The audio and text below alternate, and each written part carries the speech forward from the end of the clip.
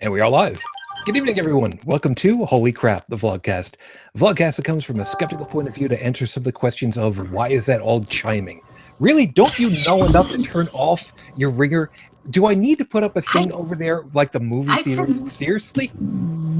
I forgot, sue me.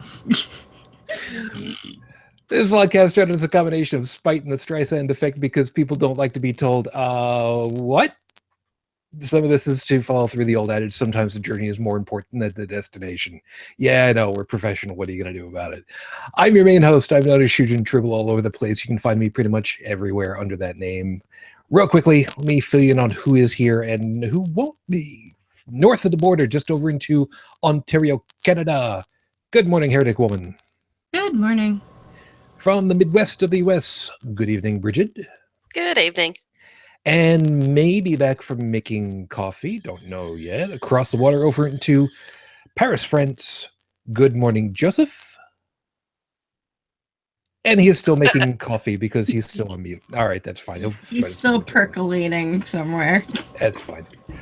Joey should be joining us, probably should be joining us tonight. I'm not entirely sure. He had something kind of going on. We'll see how that plays out. UnrenownedTech has some personal business that he's doing tonight, so we hope everything's going well for you on that. And I know full well that Dalan is not joining us tonight, and he will not join us next week because screw him, he's still in hospital. However, a quick update. Item 1, I did get the opportunity of talking to him this week. Fortunately, on Facebook, I was able to actually talk with him and kind of temporarily video conference with him. And I was able to show him this, which was very, very cool.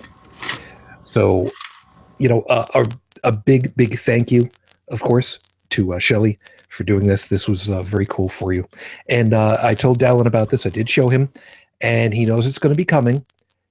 He doesn't know that I've got a little something more that's going to go with it, but more on that later when he gets back and he goes, guys, I didn't want to cry on air. Don't worry, it'll be worth it. He does send his regards. And I did give him a good laugh when I finally said, I don't have any of your passwords. I don't know how to make all this stuff work. Help. I mean, later, when you're good. And rounding out the team, by the way, like I was saying, I wasn't sure you were going to make it or not, but from Pittsburgh, good morning, Joey. Yeah. Well, you made it, and I appreciate it. I wasn't sure one way or the other, but I figured, give you the out.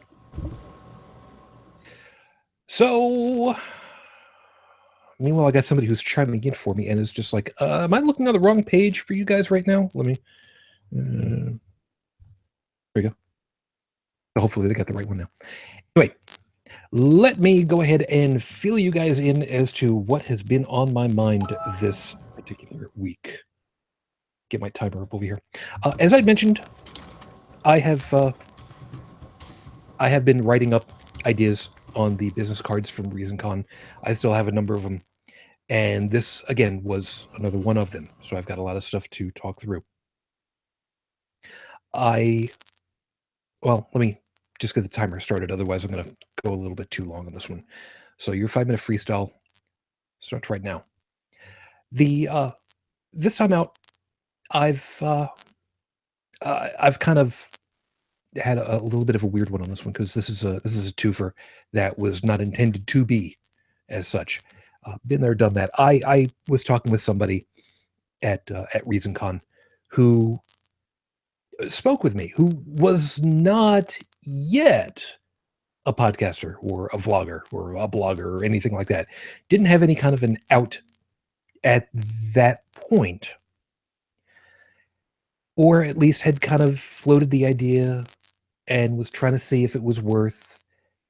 And I had to explain to him, been there, done that, man. Don't sweat it. And as you guys heard from last week, I'm not worried about my numbers anymore. I'm seriously not even going to worry about it. But they were a little bit worried about, is it worth doing? How many episodes, how much feedback and whatnot. And I basically told them, look, do. I mean, if you're enjoying what you're doing, just do it, man. If you've got the time, the energy, and you want to do it, and whatever money you need, do. Have a great time. Like I've said, cash kicked our asses collectively because of me. And yes, I'm gonna keep taking. I don't want to say credit exactly, but I was the impetus. He collectively kicked our asses to basically say, look, just do it. Because if you're going to help one person, you're going to help more than one person. And really, would you not? Of course, we couldn't not help somebody. But that's starting to delve into an area of healthcare in the US that we don't want to go down. But here's here's why it became a twofer in accidentally. I got to I had to talk with someone that I normally don't talk to, and I don't I can't give out any personal information whatsoever. But I did ask if I could kind of use my talking with them as a springboard for this. So you you know who you are. I've been where you have been, where you feel that you can't do enough, that you feel that you are a failure, that you are not living up to somebody's potential or what their expectations are for you or about you. I've lived with that for a long time. And like I'd said, recently, I had an epiphany that kind of got me out of that now, where I'm not nearly worried about that as much. But I've been there and I know what it can be like, where you want to power your way out of whatever it is that you haven't been able to accomplish because you think that you should have accomplished it. And it should have been an easy thing to fix and to do and just accomplish. And you can't power through it because you kind of get distracted and inertia kind of sits in, and then you feel later like you were even more of a failure because you couldn't even do that much. You wanted to kind of have a you had a bad day and you wanted to kind of treat yourself, and then something just completely throws everything on the floor at your feet. Something that was going to help you kind of not have such a sucky day be so bad for you. And then you got to deal with knowing that you couldn't even accomplish that. You couldn't turn on your computer without blowing it up. You couldn't turn on your game console without the friggin' batteries having leaked all over the inside so you can't play with it. You scratched your CD before it even got into the damn player, or the stupid battery on your car discharged so you can't play the radio because it automatically locked and you're a failure because of something that was out of your control. Something you had nothing to do with. I've been there. It's not your fault. And it's hard to remember that. But I want you to remember, it's okay when things have gone bad. And it's okay to know that you've made those mistakes, that they happen that way. But don't think that you are a failure because you couldn't accomplish, quote unquote, just one simple thing. It's hard to power through when you have that kind of depression in you. It's almost impossible. It's not impossible. It's damn close to it sometimes. I've run a little bit long this time because I think it was a little bit more important for me to get this much out. If you need someone to talk you through, to just talk to you, you don't have to talk to me. Let me know. If you need somebody to just talk to you, to just be a voice in your ears without you having to feel obligated to talk back, let me know. I'll call you on Skype. I'll call you on Discord. I'll call you on Facebook. Because even if I don't know you, I kind of know you. This is episode 162 on the docket, Your Honor. Costs and benefits. This was kind of inspired because of the semi-off comment that had been made 2 weeks ago, or when we had Dr. Conway on about putting bike helmets on because it's bullshit, and was basically what was said at the time. And I thought it was kind of kind of something worthwhile to go through and talk about why we would think that some things are worthwhile, some things aren't worthwhile. And then the news report had come up about vaccinations in Somali refugee areas, and measles coming back. And I think it's probably good to kind of go through some of all of that. Not that I'm saying that we're going through the whole anti-vax thing, but talking about what does and what does not make for good quality to choose from is kind of where we're going to be going. So as usual, Heretic Woman, before we get going, we talked briefly before the show started.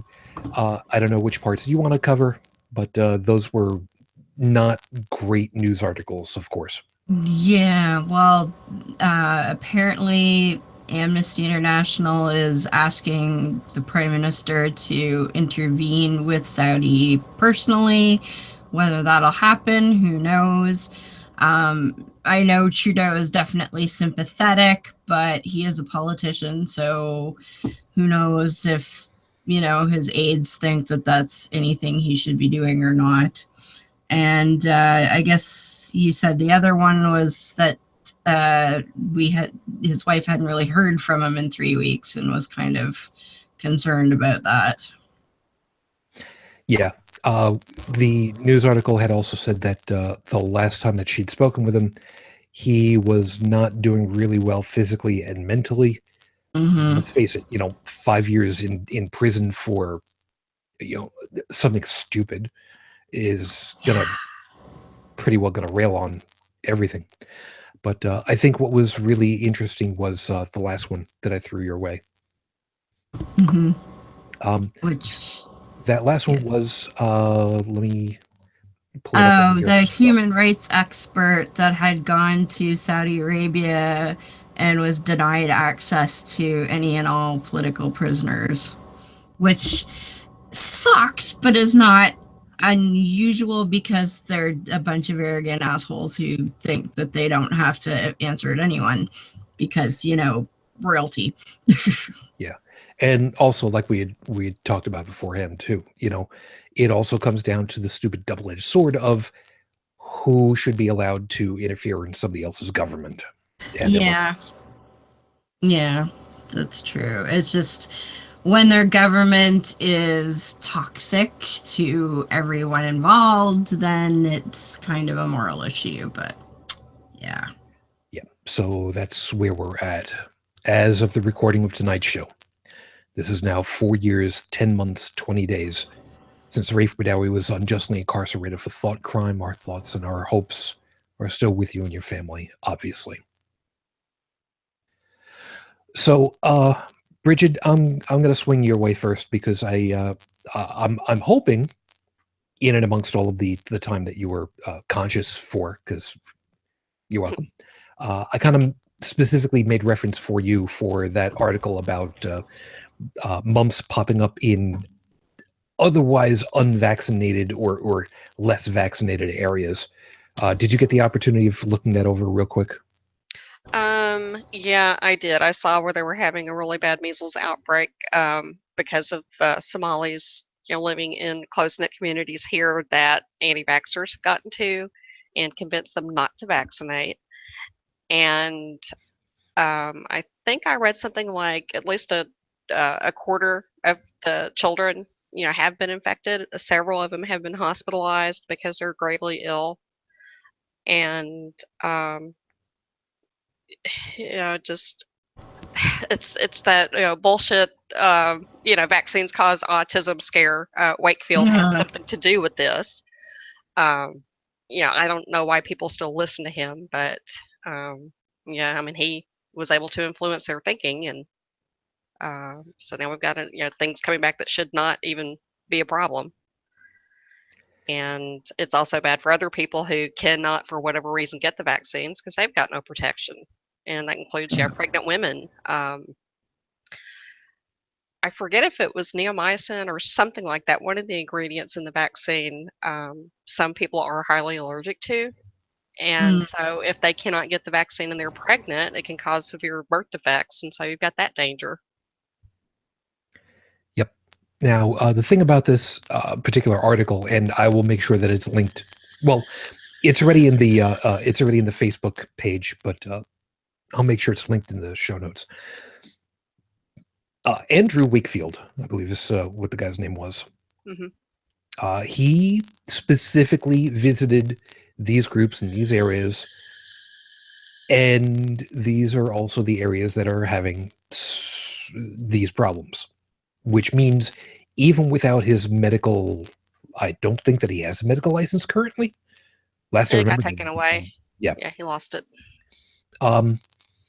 He's still, unfortunately, pushing and peddling his discredited information because people believed into the bullshit, even though it's been proved to be bullshit.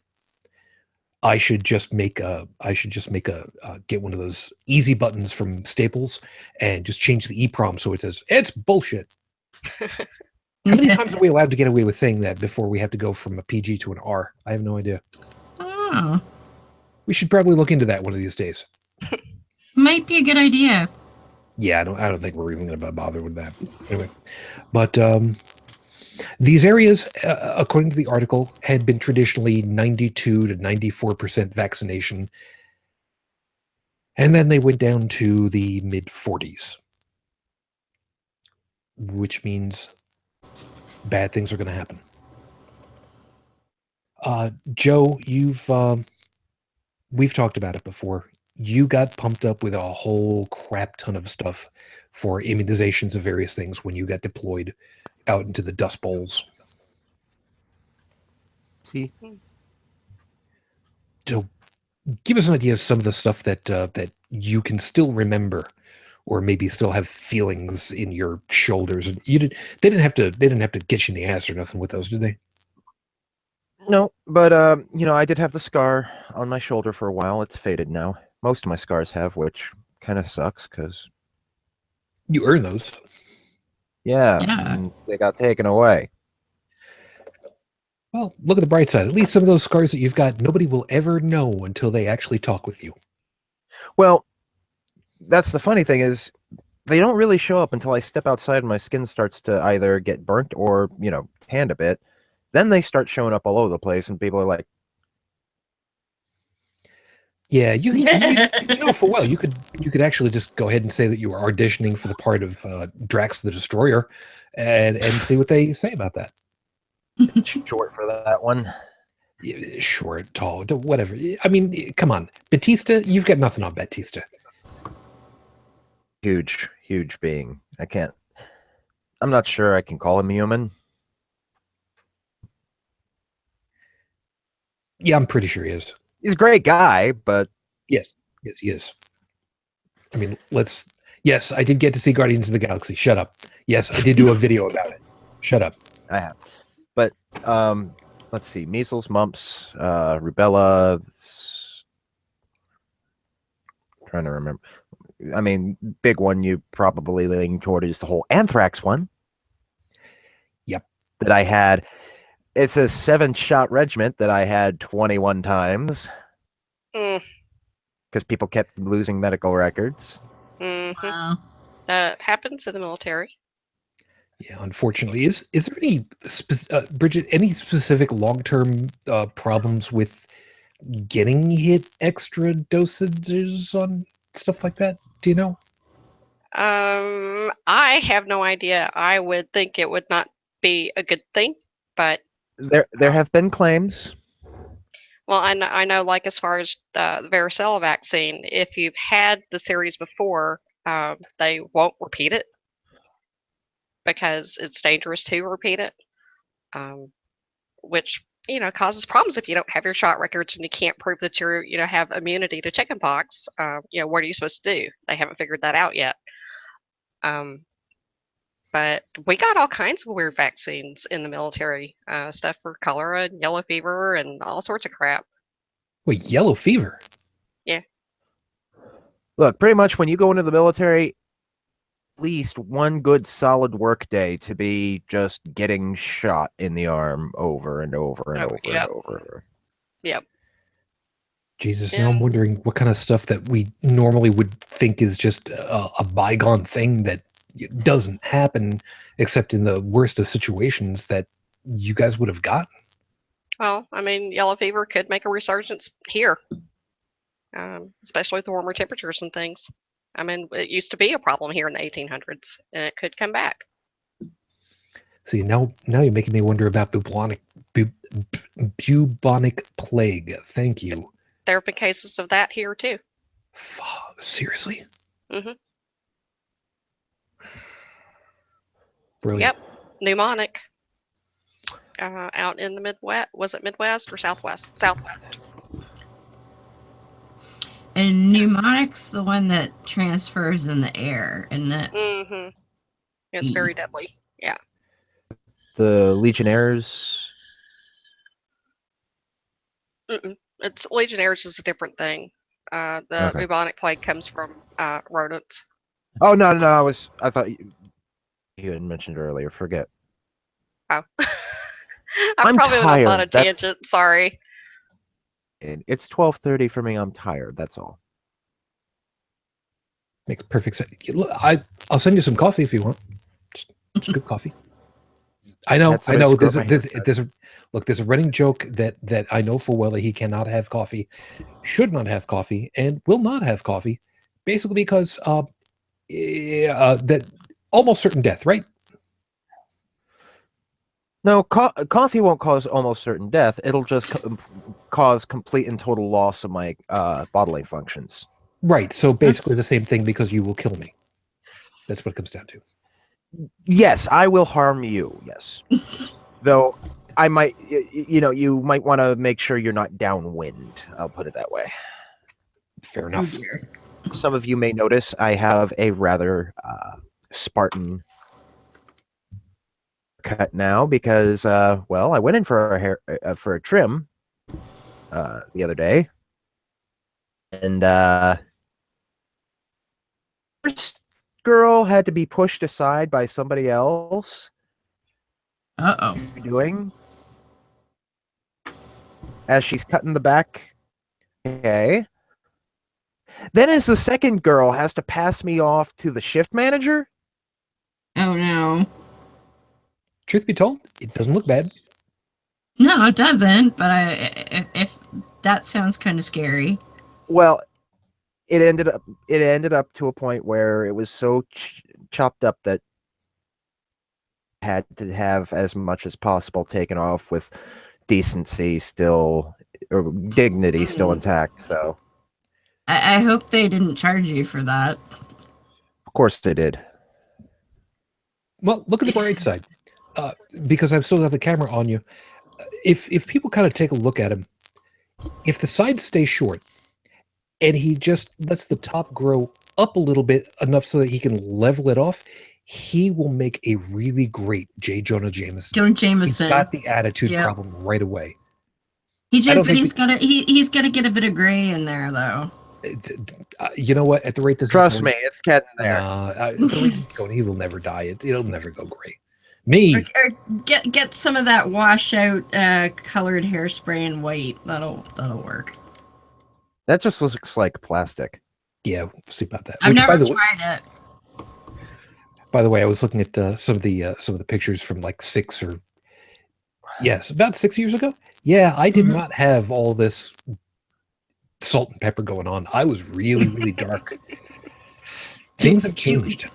Do you want to hear Yeah, something that's really envy-inducing? My stepfather will be 72 this year, and he finally has more salt than pepper.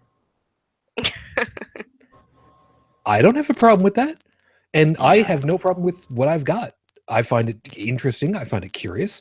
I have no intention whatsoever of coloring my hair because, no, why should I be? Oh, my ex he had like, chocolate brown kind of hair. He dyed his hair and his goatee black. Ew. It was really weird looking. Ew. Well, personally, I think it could be worse. Hmm. They could go for the Guy Fieri frost job. Yeah, no, he would never frost anything. And I for one am never going to do the triple colored. I'm not doing the Neapolitan Van Dyke. That's what I have. I have a Van Dyke. The goatee is separated right here, so they're two different pieces. So for those of you that keep saying that I've got a goatee, nope. Good try though.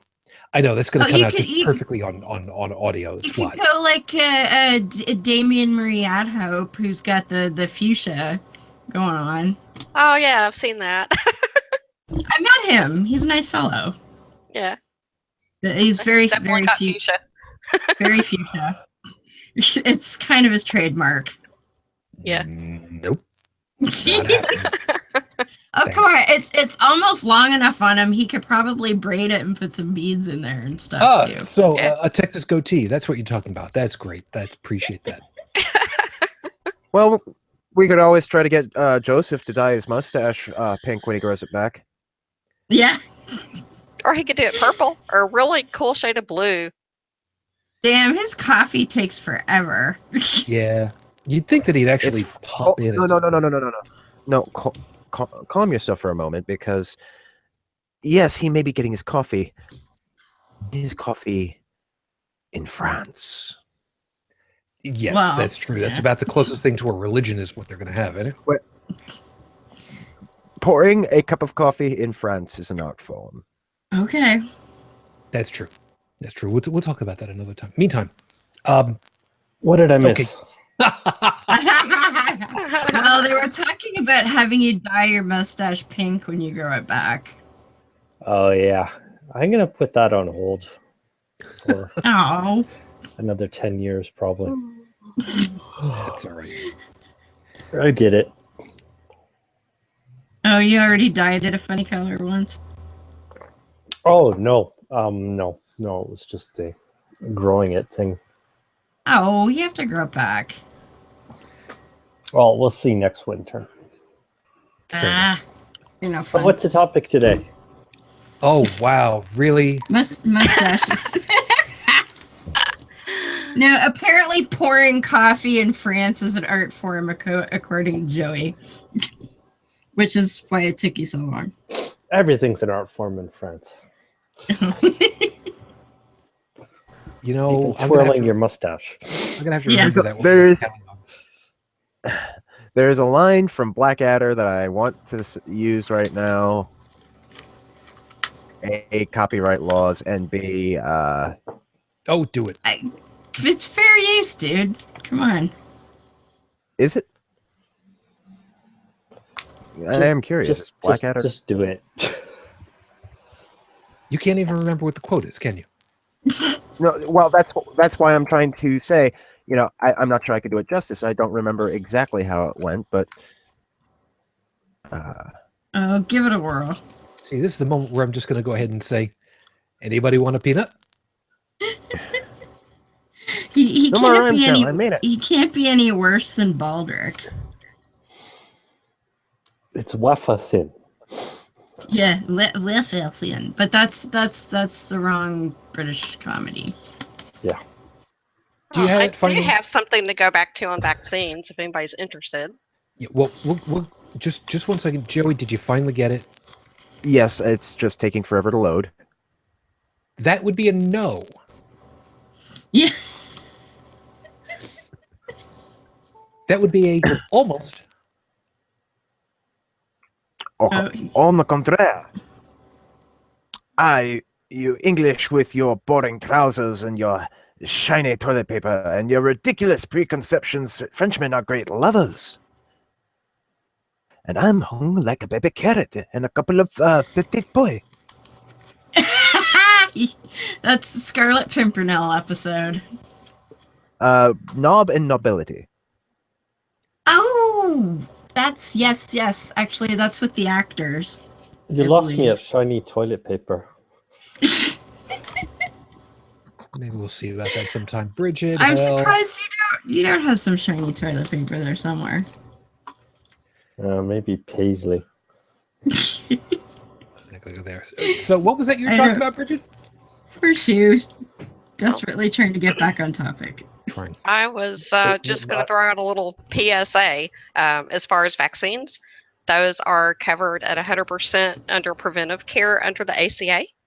And if the ACA goes away, people will have to start paying money for preventive vaccines again, and poor people won't be able to afford them. That's productive. Isn't it, though?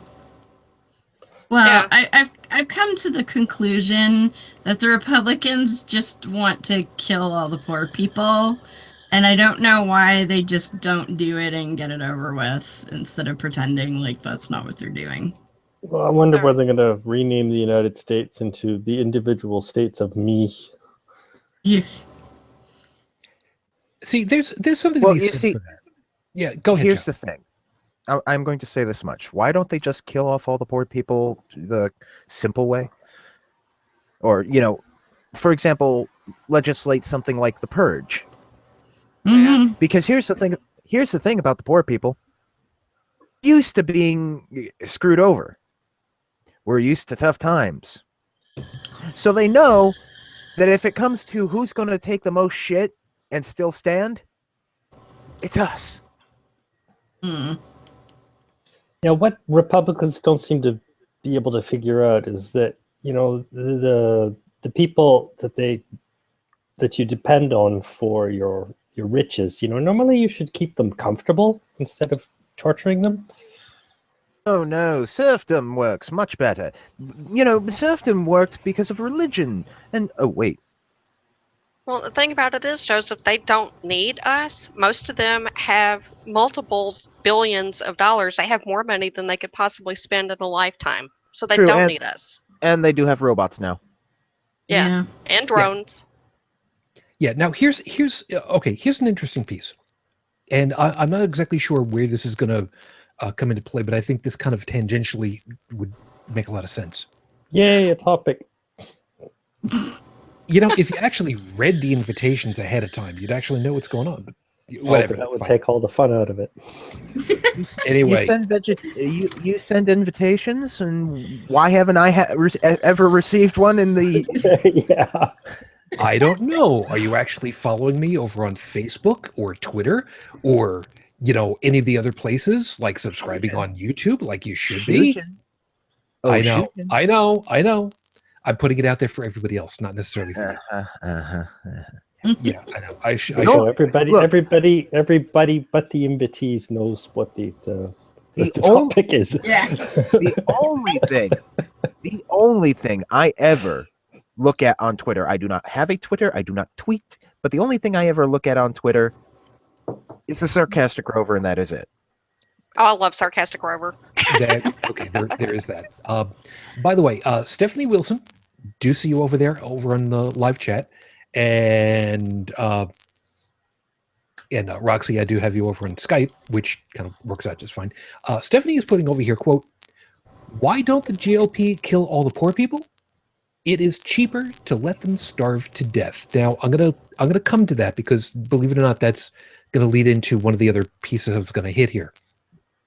One of the things that I had did the math on one time when the Powerball lottery was going up into like some stratospheric amounts of money. It was going into like the 500 mil range. Mm-hmm. I looked at it all and I thought to myself, okay, what would I do with all that money if I were to win? Because I live a very austere life. Truth be told, I generally speaking live on, well, I live very, very, very modestly. And You know, don't forget with taxes involved, even if you try to get just the whole lump sum, you're not even going to get half. No, that's right. Now, what I had figured was, what would I want to live on? And that's when it finally started to dawn on me. I would need to have taxes paid off. I would need to have whatever additional taxes, because it's not just going to be just one level over here. And I know over there in Canada it's like taxes on what? No, I know. Yeah, I'm like, yeah, you want to win over here because that's like free No, money. no, because then I would still be taxed on this side. But be that as it may. But I went and I finally figured it out. Even at a modest 1% interest rate currently in savings on the US side, best case scenario, maybe 1.5, maybe in like a money market account. I figured it out. $10 million in the bank. Maybe a little bit more, but roughly 10 in the bank. And I would be able to live comfortably on interest. Nothing more. Just interest. Now think about that a second. If you were in a metropolis where maybe the bigger banks decided that, for instance, commercial banks, if you're a single person, by the way, or even a married couple, don't go in for a commercial bank. Don't go to Chase. Don't go to any of the, Bank of America or M&T or anything like that. Those are commercial banks. They're for companies. Go to your local savings banks. Go to your local credit unions. Trust me on this. Having worked, I know the difference. But in any case, if you did go to a commercial bank where they've got higher interest rates, even slightly, from money market accounts, where you put in a whole bunch of money, but you don't do anything with it other than draw the interest, 2%. These days right now, that would be generous. A lot of people could live on that. Just $10 million and then live on the interest comfortably. Now, what happens when people have got 10 times that? 100 mil. That's a lot of money. Especially when you start dealing with the interest that accumulates on that. You do the figures, you get a financial calculator, and you find out how much interest gets generated every month. Maybe I should go and find what those numbers are, because I think that would be really interesting to put into perspective the whole economic structure that we've got. And that kind of leads into where I'm going with this. It's cheaper to let them starve to death. Now, yeah, not exactly starving, so to speak, but not getting the health care, maybe, with the way this stuff is going. We've talked about this before, and I'm going to bring it up, and I'm going to just basically lay it at everybody's feet. If this whole thing with the healthcare stuff goes the way that it's going, is this or is this not, in some fashion, the war of health attrition for the public? Yeah. Brigid, you were right there on that. Mm-hmm. Because I can tell you something simple, just as getting an HPV vaccine. The series is $1,200. Now, when you Yeesh. have people on a fixed income, do you think they're going to be able to come up with that money to get that for their kids? No. Not Especially if if they they want got to eat. more than one. Yeah, especially if you have more than one. But yeah, it's a series of 3 vaccines, and it's $400 a pop. That's if you have to pay cash for it. Right now, it's covered under preventive care under insurance, but I remember when injections and vaccines were not covered as preventive care under insurance, and you had to pay for them. And it's going to come back to that if we lose ACA. What these idiots don't seem to understand is that when you don't prevent things, it costs you more money. Mm-hmm. Yeah. But, poor people can't afford to pay for cancer treatment either, so. Yeah.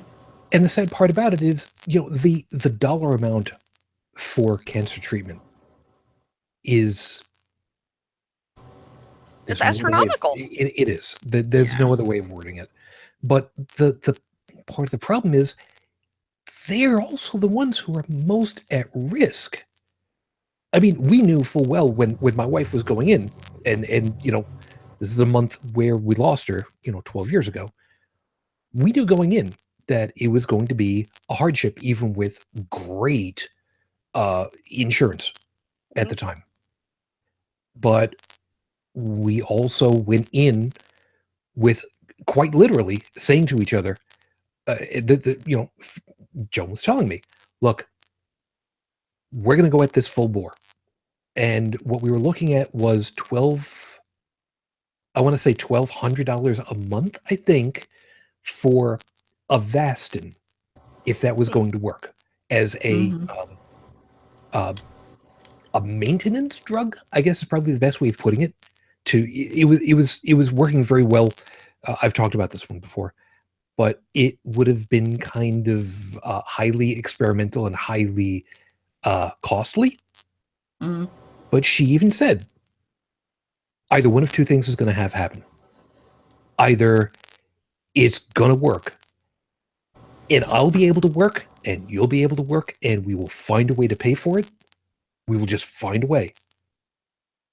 Or it's not going to work, in which case it's not going to be that big a bill when all is said and done. How...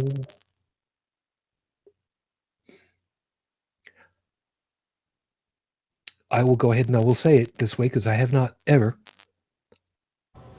How brave to look at it and just say, look, it's either going to go one of two ways.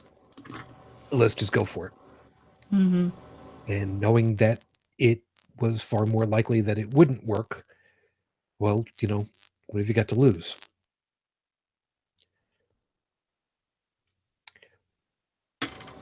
Sorry, that was something I really hadn't thought about in quite a while. Well, and one thing that makes me sick is I do know of this one woman who's having to get Remicade through IV monthly because she has autoimmune disorders. And the price tag on that is $95,000 a month. Damn. How would anybody be able to save up that much money in an HSA and pay for that? I mean, really? Never. $95,000 a month. And she's been going for about 9 months now. Yeah.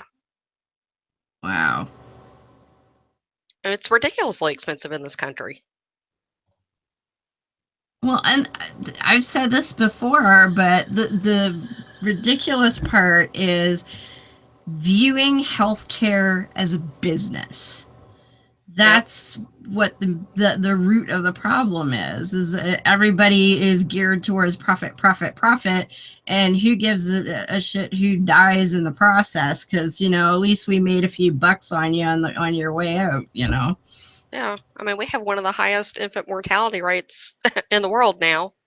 It's comparable to some third world countries. Wow. And there's no reason for that. Yeah, I just ran the numbers really quickly. A baseline amount for that comes out to a little over $1 million a year with a modest 5% tax. And that's not going to happen. You're looking at $1.25 million almost a year. Wow. To live, maybe. I understand that, as we talk with Dr. Conway, I understand it costs millions, maybe in some cases billions, depending as to what's going on, in order to do R&D for drugs, but you do sometimes have to look at this stuff and go, is this really what I would do? Is this really how much it should be? Well, that's like the guy who jacked up the EpiPen price. you know, what justification could you have other than pure greed for jacking that?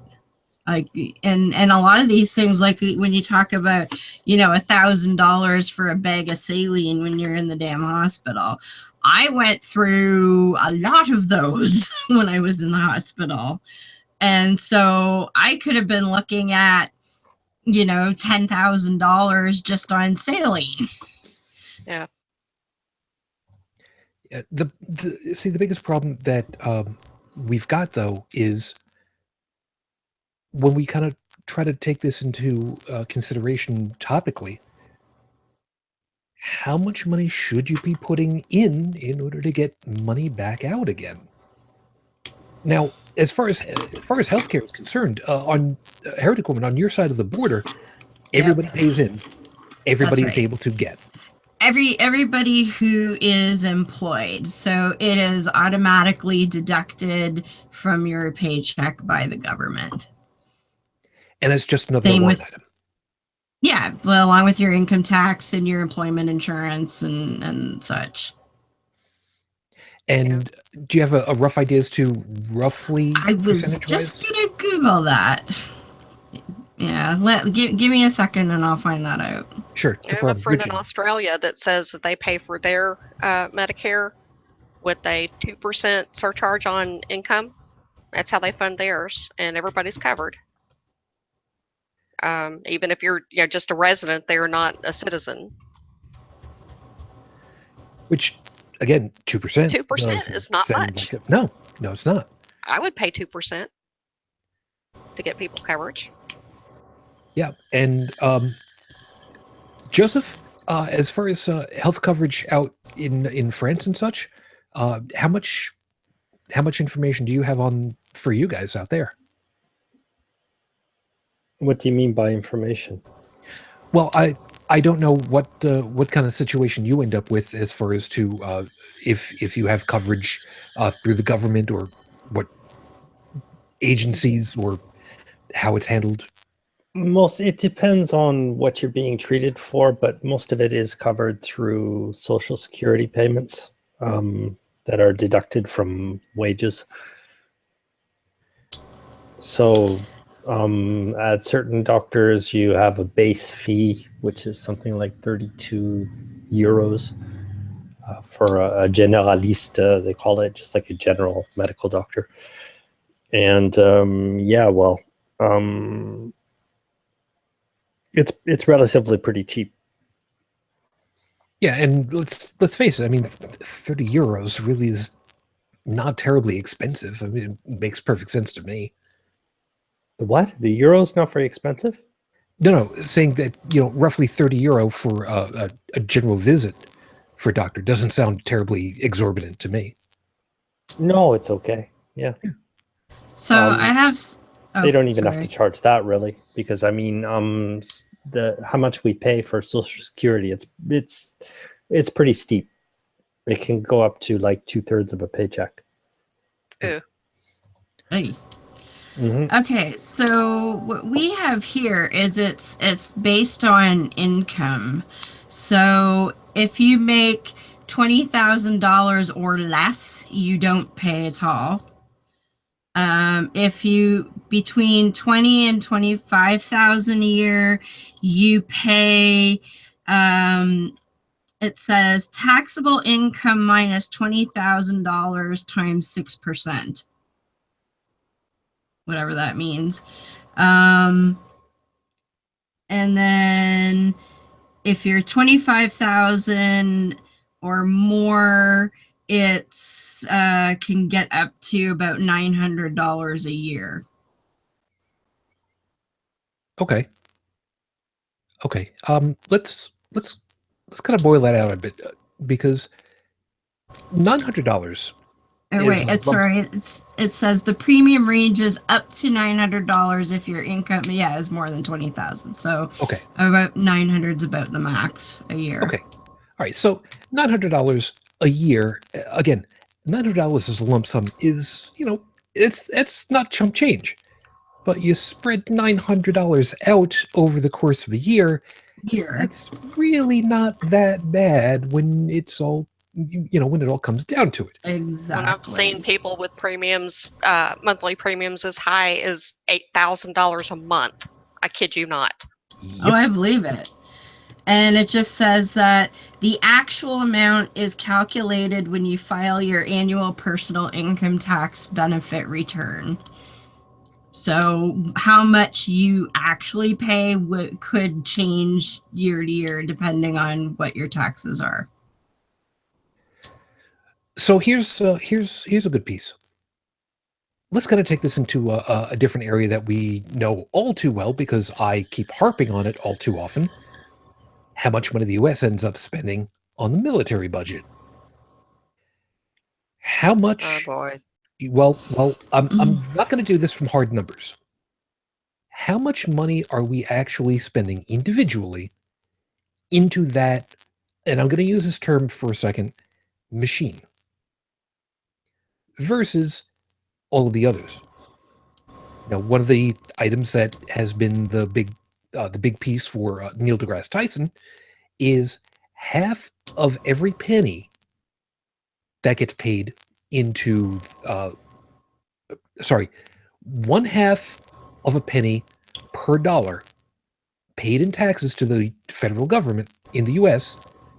goes to NASA. Half of a penny per dollar.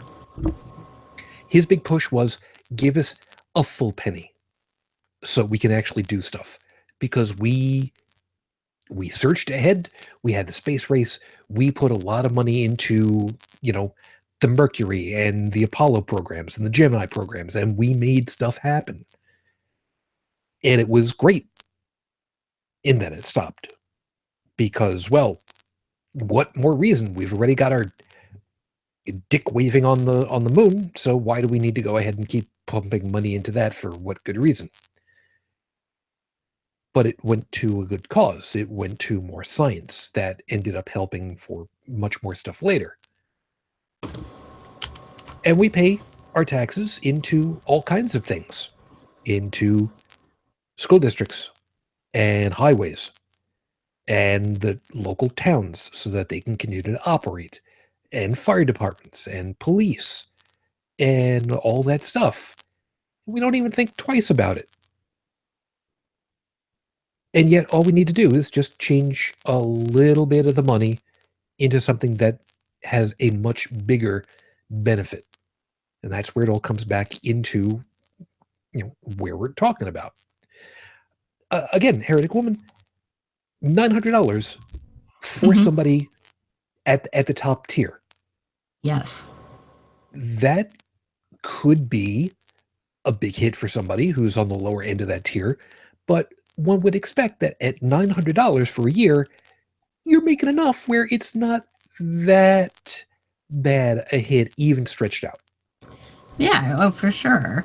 And like I say, it comes out off your paycheck, so you probably wouldn't even notice it terribly because you're used to having deductions every month anyway. And it's included as part of your income tax. So they'll sort of tell you you're paying it, but it's part of that sum. So it's not like, for somebody who's doing well, who's making well over the threshold, you're probably not going to know. I mean, even when I was making, I guess it would amount to 15 or so bucks an hour, I didn't notice. Now, an American would probably think, if they saw the amount of deductions off of our paycheck, would probably faint, but we're used to that. It's just the way it is. And I keep telling you, because I've listened to people griping like, oh, you pay so many taxes, I don't want to pay taxes, blah, blah, blah. I'm like, I would rather have those taxes taken off than go bankrupt if I end up in the damn hospital, And which I would have. Yeah, that's the other piece I was going to make mention to. John Green had said, I would rather pay taxes because I don't want to live around stupid people. Now, to that same end, you don't want to live around sick people. No. And Exactly. I do have some numbers. Now they're from 2011, so they are probably outdated. But at that But at least it time, gives us something to work with yeah, in 2011, the average cost of funding the military was $12,000 per person per in the year. United States. I'm assuming per year. Per year, yeah, 12,000 per person per year. Well, Wait, 12,000? And that was in 2011. in 2015, the U.S. declared a military and defense budget of $601 billion. $12,000. $12,000 a year per person in the country. Let that kind of ruminate in your head for a couple of seconds. $12,000 a person. What would that give if you were to take? Well, let's go with taking $1,000 off of that. Instead of 12,000, 11,000. $1,000 per person a year into the healthcare system here. Apparently, it works reasonably well in Canada. Heretic Woman, the Yes. running joke, of course, is nobody goes bankrupt in Canada because of a medical emergency. That's right. Um, And I mean, like my hospital stay. So think 5 days, right? And the only thing it cost me was the ambulance ride of $45. And we're one of the cheaper provinces for that.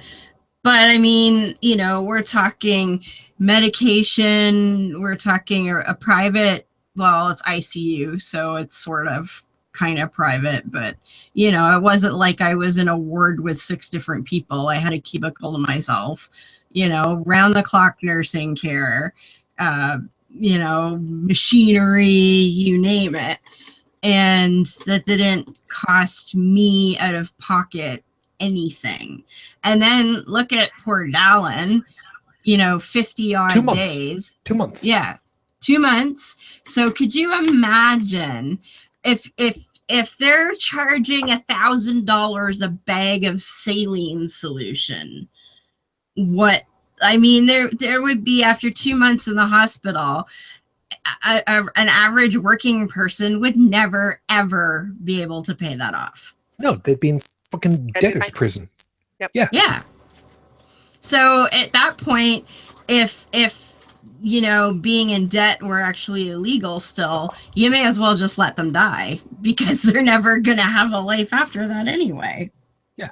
Joseph, same thing. In France, are there serious debt problems with people because of the medical stays? No, never. Rarely. Only for certain illnesses that require, well, actually foreign treatment. Foreign treatment. So somebody having to actually leave the country in order to get specialized treatment for a specialized situation. Or go to the American hospital here in Paris. Now, I want to, Joe and Brigid, I'm going to get you back on this in a second, but I want to kind And of, that's as far as I know. okay, but I kind of want to put this in perspective a second. These are places where socialized medicine is the term that would otherwise be used here as a pejorative. Mm-hmm. And the pejorative is that lawyers don't get paid for taking care of people going to bankruptcy court to try to alleviate the cost. Now,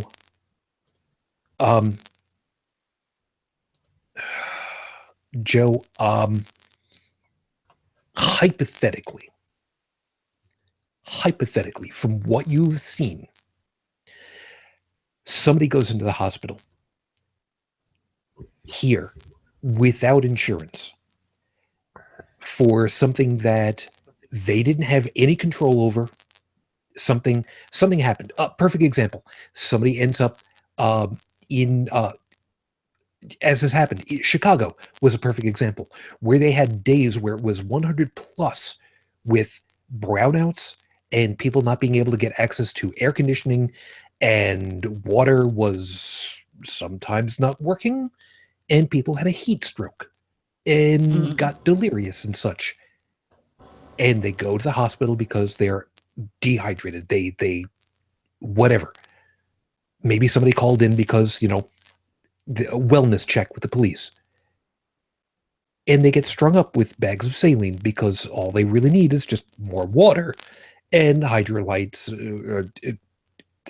whatever the word is. Electrolyte. Thank you, because I can't think right now. And all of a sudden, they get a bill for thousands of dollars. This is not completely out of reality at this point, is it?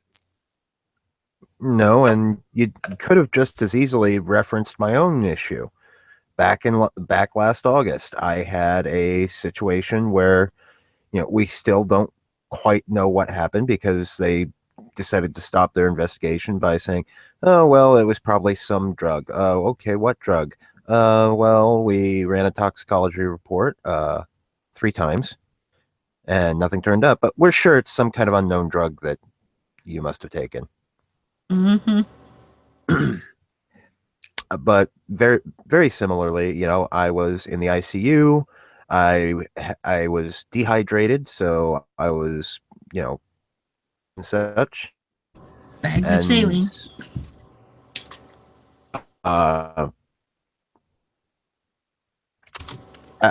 After leave,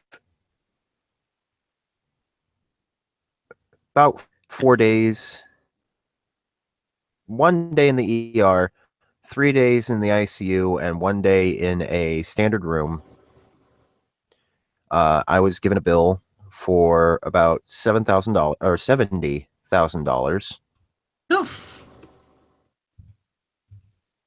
And no, I did not have insurance. Yeah.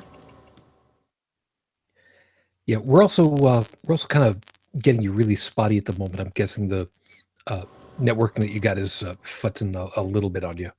That or my computer is being very old, which it is. I'm getting kind of artifacting with my video here, so. It's okay. Don't worry. One of these days, I'll finally convince you to put Ubuntu on that. Don't worry, it'll be fine. Yeah, at this point, it's not so much, like software breakdown or anything like that. It's hardware. We'll still see what we can do. Brigid, I've also got Stephanie, who's chimed in and said, in the UK, no one is bankrupted by medical treatments, yet. I have to believe that you've seen and heard situations where exactly that does, unfortunately, all too often end up happening. In the US, all the time. Right now, I am doing billing for radiation oncology. So, yeah, lots of expensive treatment. And if you have no insurance, people are desperate to live. How are they supposed to pay for it? They can't. Even with insurance, a lot of times they can't, especially with these high deductible plans where you have like a $30,000 deductible and, it won't pay anything until you pay that $30,000. And most average people don't make that in a year. No, if you're lucky, you sell the 2 cars that you've got and hope to hell that you can scrounge up the rest from everything that you've still got left in the basement that you can part with. Yeah. Yep. And especially with all these states that had the Medicaid expansion, when they yank that away from people and don't allow people to enroll in it, people will have no coverage. Yeah. Now, And you have to be very broke to be on Medicaid. now here's a piece of the thing. Stephanie, I'm going to get to that in a couple of moments. I'm not going to be able to read and talk simultaneously on this one. One of the things that we've heard is that if this change in medical insurance, governmental side, happens, those that are going to be the highest affected are going to be the ones that have the lowest money available to put towards their own healthcare. Mhm. And that sounds like it's a duh, but I mean, really, the duh is exactly the reason why socialized medicine, again, I'm going to keep using that because screw you guys, because you obviously are using it. You keep using that word. I do not think it means what you think it means. Or actually, it doesn't mean the way you think it means. Well, it's also going to indirectly kill other people who have really good insurance and can pay for everything, because it's going to create healthcare deserts. A lot of hospitals who get most of their revenue from government-funded programs are looking at closing if this happens, and so you may have to drive 2 or 3 hours to get to a hospital in an emergency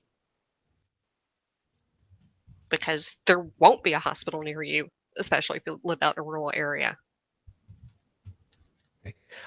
Sorry, I was in the middle of typing simultaneously, and I hope it didn't come through. No, Should have really hit the. but that's another ramification of this that people haven't even stopped to think about. What's going to happen to a lot of the hospitals that can't afford, having to cut in revenue stream? That money They're is going gonna to have go to come under. from somewhere. If It won't come from somewhere. They'll go under. No. Okay, yes, they will, but therein is going to cause another bit of a problem because healthcare can be continuously billed. And if there's one thing that we know, groups who have the money to invest originally with a good ability of getting a payout long term will go ahead and do that. Usually. State governments will sometimes pick up the tab. Local county governments will sometimes pick up the tab. But one of the problems that we're having here in the States that is a massive problem for a lot of people, and for me especially, because I can't stand this. The Catholic Health Services groups. And they are turning otherwise perfect institutions of health into religious indoctrinated semi-health groups. Yep. Now, Yep. we've kind of touched on that before. Who wants to pick up that football and run it down and grind it into the ground and extol the virtues of praying to great Saint Teresa to hopefully mend your broken bones? Yeah, like that's gonna work. Oh, it gets even better. Since you opened up your big mouth. Hey, female health. How wonderful is that for sexual reproductive services? Yeah. Because they won't do a damn thing for you.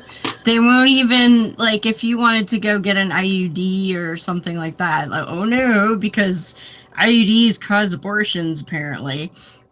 So can't do that. If you needed plan B or something, forget that. We're not going to do that. If you have a miscarriage, they may very well let you die because heaven forbid they do a DNC. Yeah. And funny enough, that kind of plays right into, because I was just checking with Stephanie, and Stephanie is in the UK. I'm not going to ask where, and I don't need to, because the UK is a large area. And I've got somebody who's just watching who's headed off to bed. Thank you. Stephanie, we've talked about before how someone was in Ireland, I believe it was, Yes. needed to have the medical, there's no other way of describing it, a medical abortion with a fetus that was already stillborn. It was dead. It simply was not alive. And because of the religious hospital and the country was disallowed from having the procedure, medically necessary, and was disallowed from traveling outside of the country for said procedure. And she died. And she Young was lady. not even a Catholic. She was a Hindu. And a doctor who knew she was dying. Yep.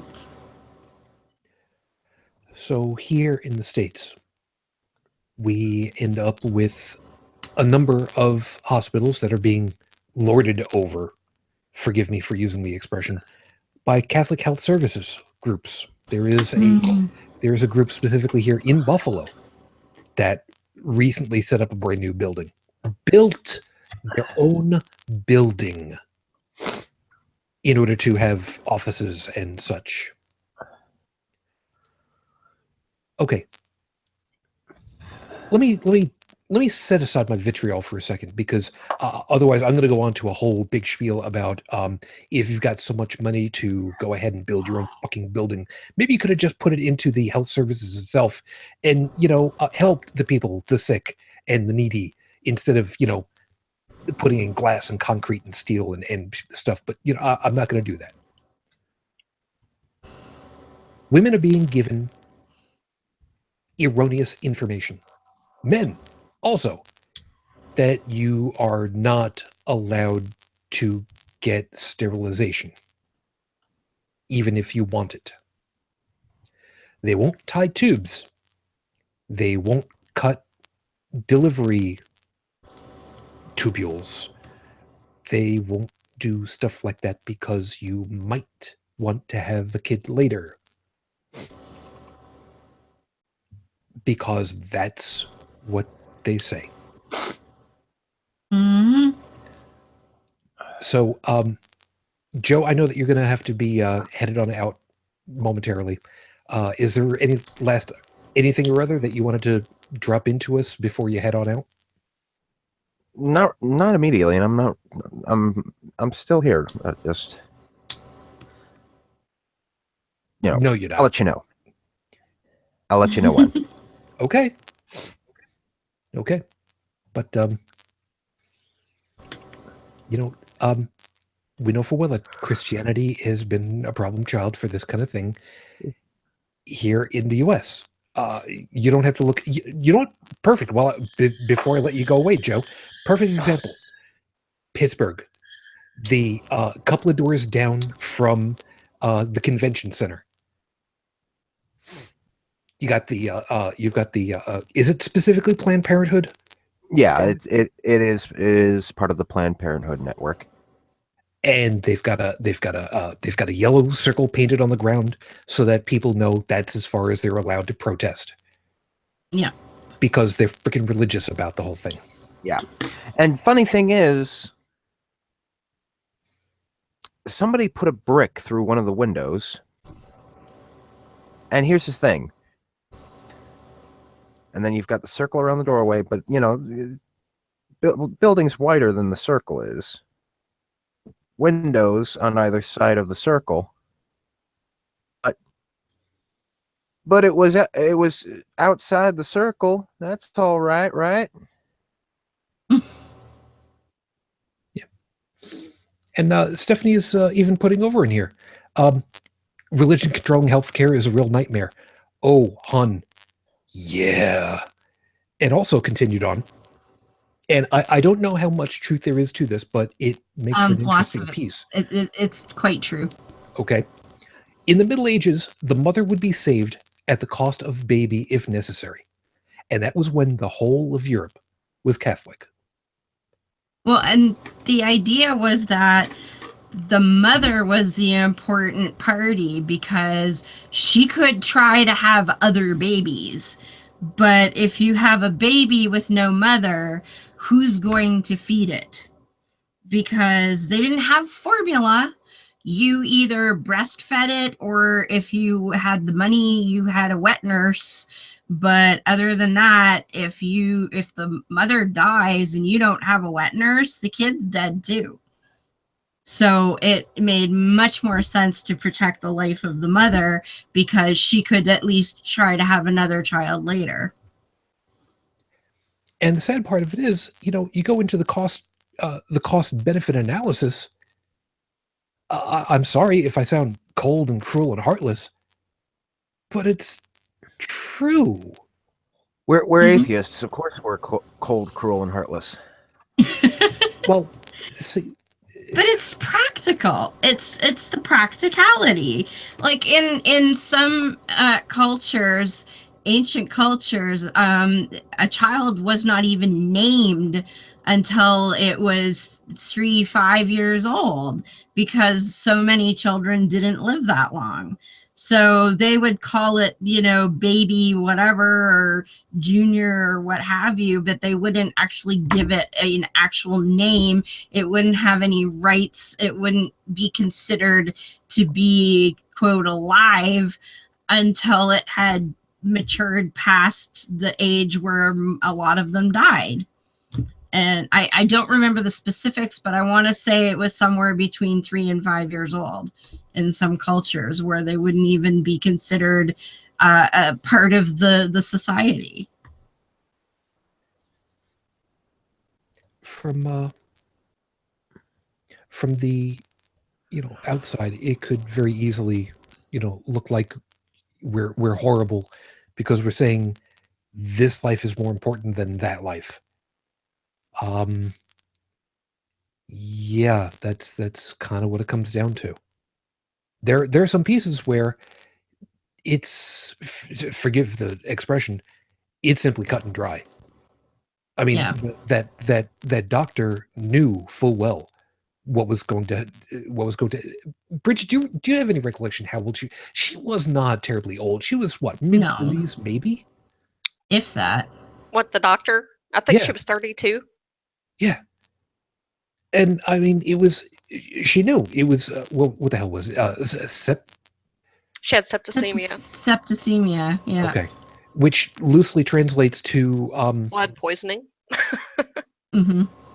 Blood poisoning from a dead, rotting fetus. To be blunt. now, And the doctor's telling her that their hands were tied. There was nothing they could do because they could be prosecuted.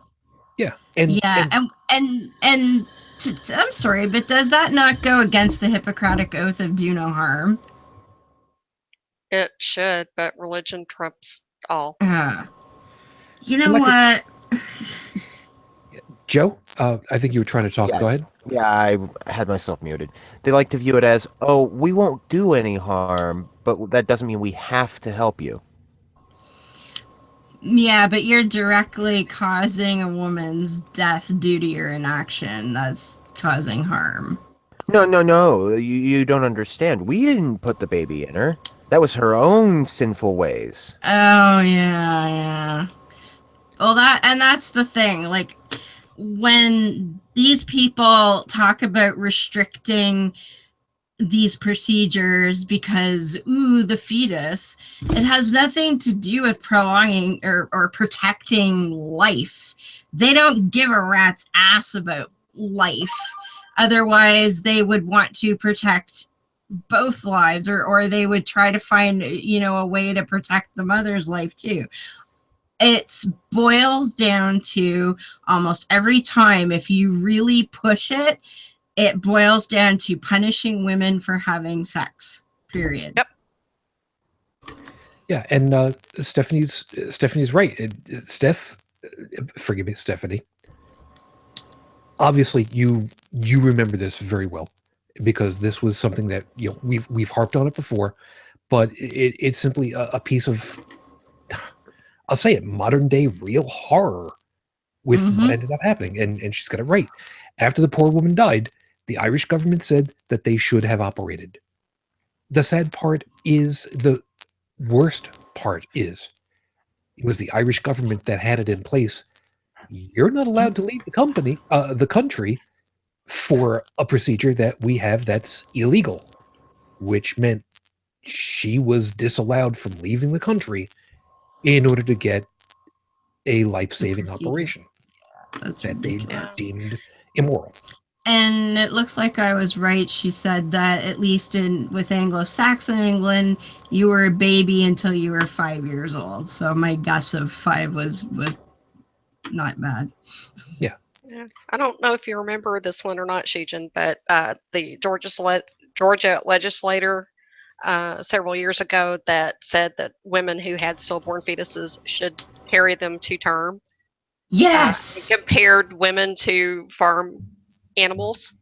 And so it was really sad when, deaths happened and things like that, but nature should be allowed to take its course, and he saw it with animals all the time.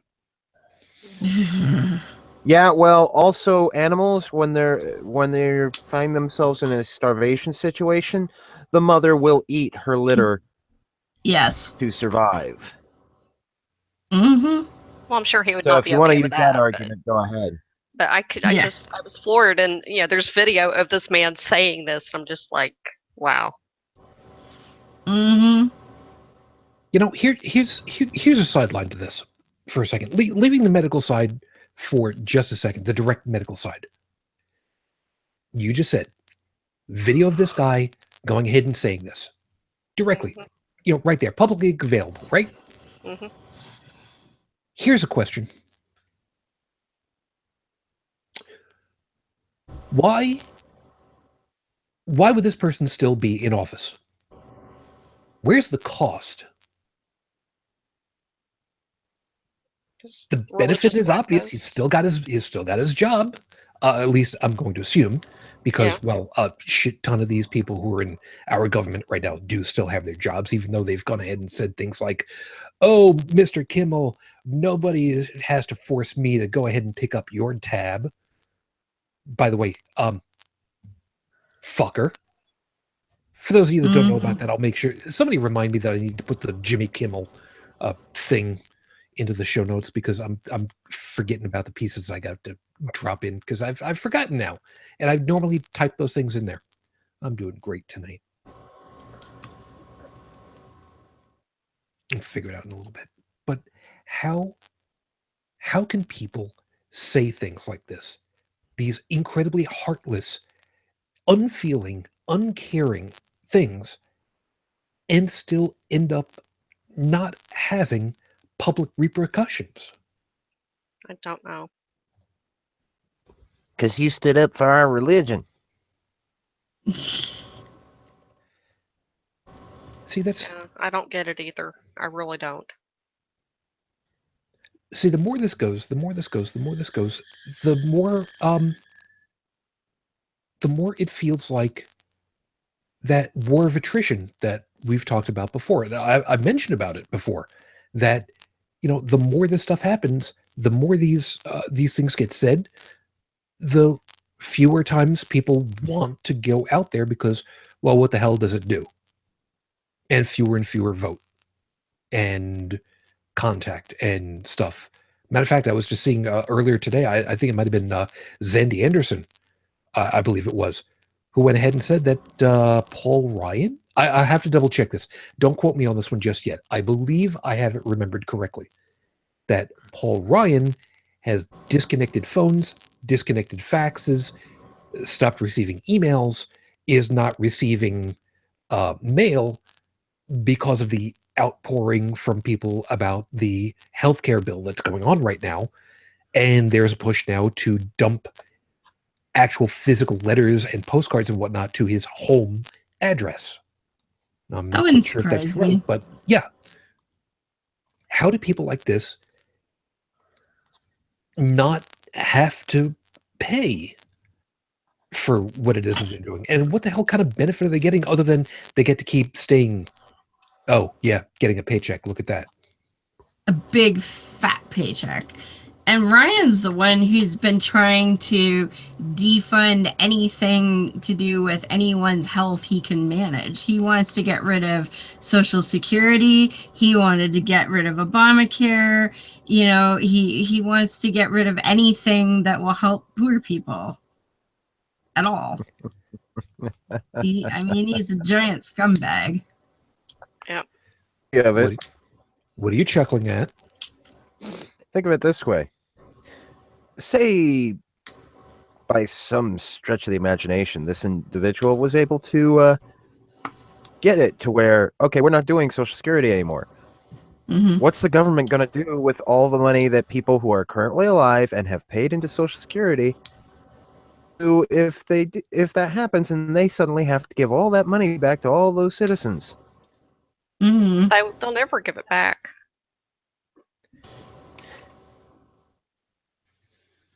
There are people like me. Sorry, Who there's no receive- manifest destiny for, someone's, earnings. Yeah. Well, Yeah, they it's- want to take that money and either use it for tax breaks or they want to spend it in more military spending. Yeah, because there isn't enough of that yet. Me, I receive a payout every month. I get money. Same with my daughter, because my wife was paying into Social Security, and part of that governmental insurance, shall we say, is that your family receives money upon your death. It's just part of it. It happens, and it helps to ease the burden. You know, what would that do for people who are pensioners, who are getting their Social Security because that's what they paid into for their lifetime? That was a promise to say, yeah, okay, I will pay in a little bit every time that I work, and everybody pays in too, because nobody should have to be buying cat food for dinner. Unless you're an orange tabby by the name of Bob. You know, that's still not going to have happened, because, I mean, where's Bob going to keep his wallet? Seriously, where? True. Well, right now he's at the vet being waited on hand and foot, but that's another story. Well, Bob's an attention whore anyways, whatever. Yeah, Yes, all he these old is. people will starve to death, and some of them have no family at all. Yeah. So Yeah. they're screwed. Yeah, and I mean, look at me. I live out in the freaking boonies. It's 15 minutes for me to get to anything that resembles a highway. Minimum. Yes, I have people who live relatively nearby me. I've got one literally across the street, but in order to get to the next houses on my side of the street, it's a 1/10 of a mile in one direction and a 1/10 in the other. Now, granted, that's not really far away, but it gives you an idea as to, how spaced out people are around here. If I didn't have my kid, my closest blood family is an hour and a half of drive away. If anything were to happen to me, that might be a little bit of a problem. And no, I'm not going to go ahead and get the Life Alert bracelet. Screw y'all. That didn't have happen. My mother-in-law has one of those. Does she have nice conversations with a nice voice? I've been there when we've tested it, and they're nice enough people. Well, one would hope. Yes. Fair enough. Okay, Right, Joe, Joseph. you take care of yourself, man. Thanks. I'll catch y'all next week. Fair enough. All right. But what do we have to really pay in, and what do we really get back out? I mean, that's what cost-benefit analysis are all about, trying to figure out what are you going to get out of it. Let's go back to the one that started it all, because it's relatively simple. A bike helmet. What's it going to cost you? Less than $50. What is it going to save you from? Well, most people are smart enough not to have to, not to fall when they're on their bike. And, if you're going to take a spill, all right, you're going to scrape up your leg, maybe your wrist because you fell. I can't tell you how many times I scraped up my bottom of my hand, the heel of my hand, and my elbow and my knees because I was riding my skateboard and got a pebble jammed right in the front. And inertia. I learned about inertia. That particular.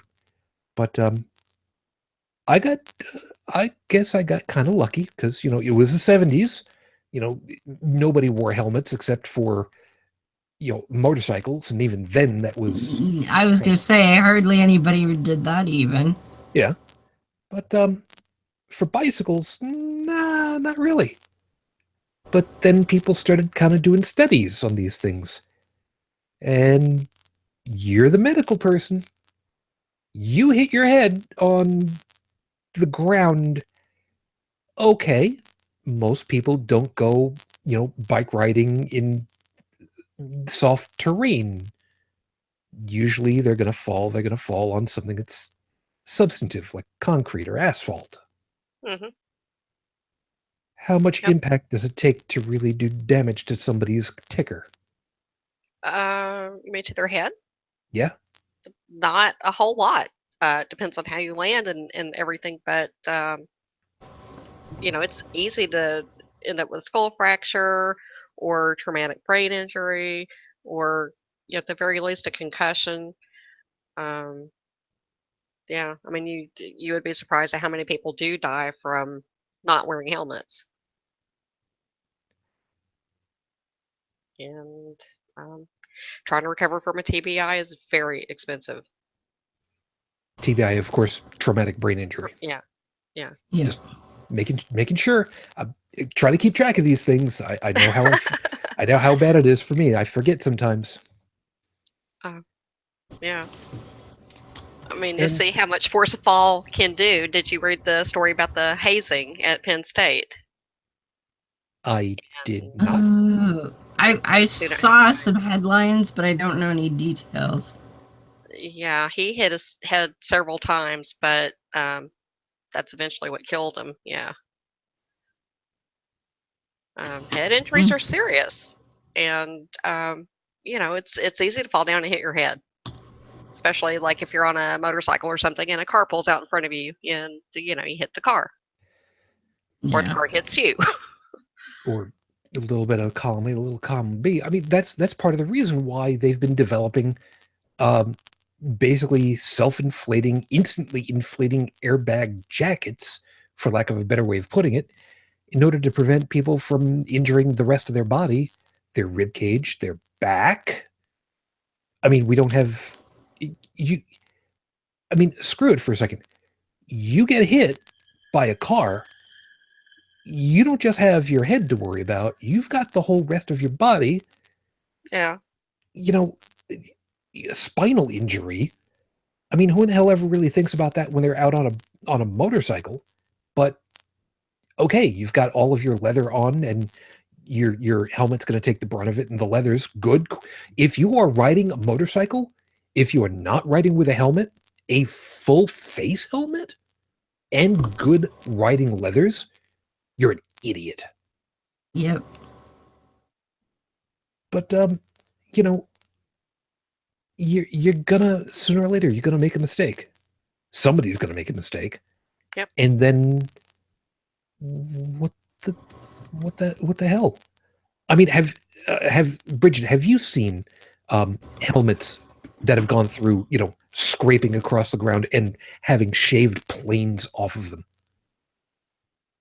Haven't seen any with shaved planes, but I know that my helmet, when I rode, got pretty banged up when I was in an accident. A car had pulled out in front of me, and I either had to hit the car or take the bike down, and I took the bike down, and my helmet was useless after that, but it probably saved my life. Yeah. And I'm sorry, I'm just watching Heretic Woman at the moment as like, saying goodnight to the cat over there. This is the 20-year-old cat, by the way. Aww. That's a good start right there. That's sweet. Yeah. Angel. See? And not once did I make a pussy joke about it, so we got that going. Well, now you did. Damn it. And just a PSA, if you have a helmet and it's been in an accident, replace it. Do not use the same helmet. Now, you probably can't see her, but we've switched out for a black one now. Yeah, it's pretty well gone over there. And Stephanie's what's it over here? Take a look at social history in the UK from the 30s. See what happened to the old. They starved to death. Yeah. Somehow that's unfortunately not totally surprising, especially considering you know, dealing with World War II right up sort of through part of that time frame, sort of. And also said, I thought you meant bicycle, not motorcycle.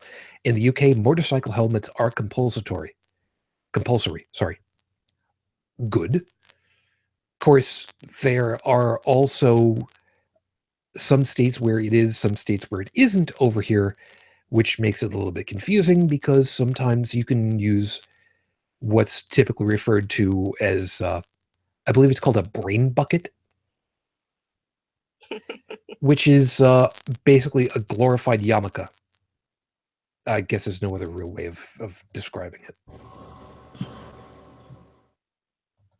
I've seen recently some of what happens. And Joseph, I would be pulling you in on this because I know how much you just love riding motorcycles and such, but you've been on mute so much. I wasn't sure if you had anything. I didn't know what to pull you in specifically for at this point. I'm sorry. I have a professional sidecar license. Oh, whoa, wait a minute. What? Are you screwing around with me, or is this like a legitimate thing? No, I'm screwing around with you. I'm like, yeah. I have a professional backseat of the bike license there. That's great. Now, on roller skates on a bungee cord behind. Okay, now see, the reason why I wasn't sure if you were screwing with me or not is that over here in New York, at least, there are different classifications of licenses. One generically for bikes, for cars, and then there is kind of this weird area because you have a motorcycle license specifically, but I believe that trikes, the three-wheel motorcycles, are treated on par with car licensing, so you don't need anything special there. But I don't know if you need any special licensing because of bikes with sidecars, which I would love to be able to drive, by the way. So I thought you might have been actually serious. So thanks for screwing around with me. Appreciate that. Well, I just contributed what I could. Well, I would see, when I see you on mute, I don't know if you've got something or not. I don't know what to grab you for. I don't. When I come off mute, it's a signal that I've got something to say. Well, the thing is, I don't want you to think that I'm like leaving you out of the equation or anything like that either.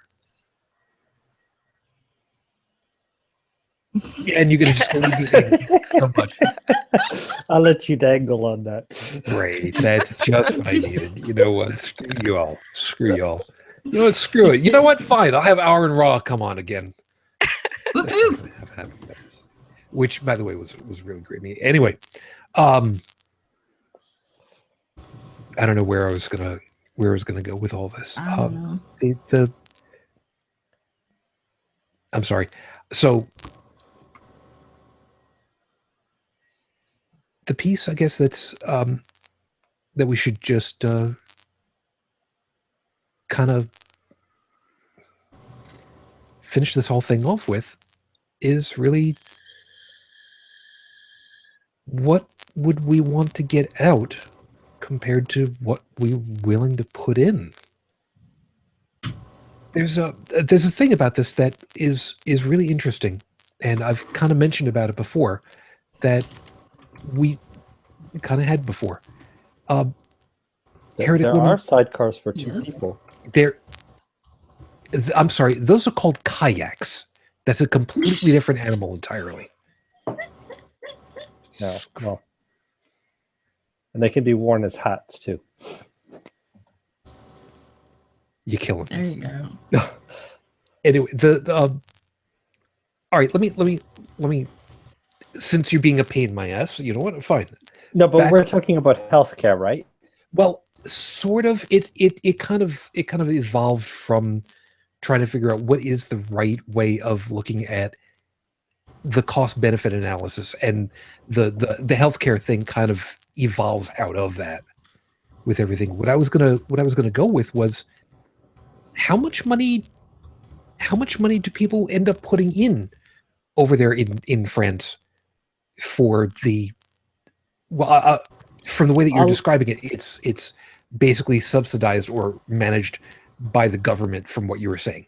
It's not so dissimilar from the Canadian setup with the cut. I mean, you put in for life. I mean, in Canada, every province, they have their own. There's OHIP in Ontario. You pay into it for your entire life, and you just take out of it what you need.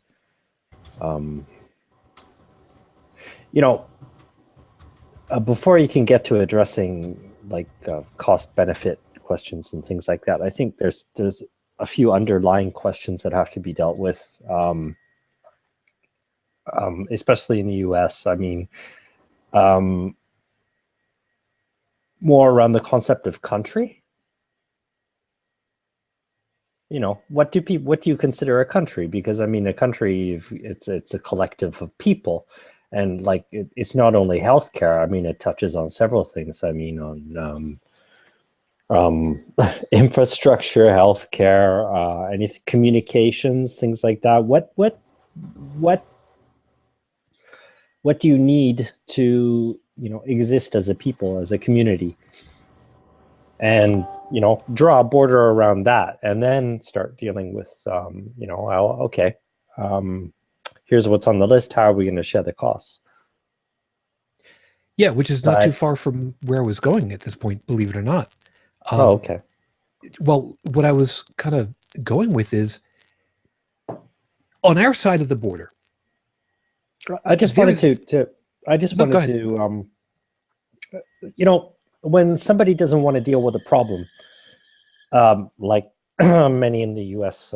Government, apparently, they try to distract through dissecting it. To take a greater problem and divide it into like individual details. And then you're gonna get lost in the details. And I think that's what's going on with healthcare in the United States. So just focusing in on this detail, I'm not so sure that it would be so helpful. Well, part of the problem that I was making reference to before was how dissimilar our overall culturally, how we view personal wealth on our side versus the Canadian side. And that's an important piece of all this. Over here, it is so much more, if you don't have your own personal wealth, you're not nearly as important a person. And there seems to be a big dynamic that way. Brigid, I would assume that you would kind of go along with that from what we've got comparatively. Mm-hmm. Whereas those without are lesser than. Yeah, you're a lesser human. Mm-hmm. Well, no, not so much a lesser human, so much as you are less important here. Because really, in the US, we really don't even take into account how much someone is worth as a person to the world. Unfortunately, we think far more in whatever our closest circles tends to be, which sucks. Now, the reason why I'm kind of making this distinction is that in Canada, there is far more emphasis. It's not the overriding, but there's far more emphasis on us by comparison. And I've mentioned about this before. Like you were saying, in Canada, you pay into the healthcare because everybody helps out. And it's far less, it's far less me. I'm going to pay as little taxes as I possibly can. Whereas in Canada, yeah, it's a lot more, but you know full well that it's going to something worthwhile. Okay, I don't have quite as much. Well, you know what? I've got people who aren't sick and dying from gangrene, so everything's cool. I mean, does that sound for you, Joseph? I mean, does that sound not? Does that seem to make sense from what you've known so far and seeing from the outside, really now? Sure, but it sounds like you're trying to frame it. Like, looks like you're looking for an approach to the problem.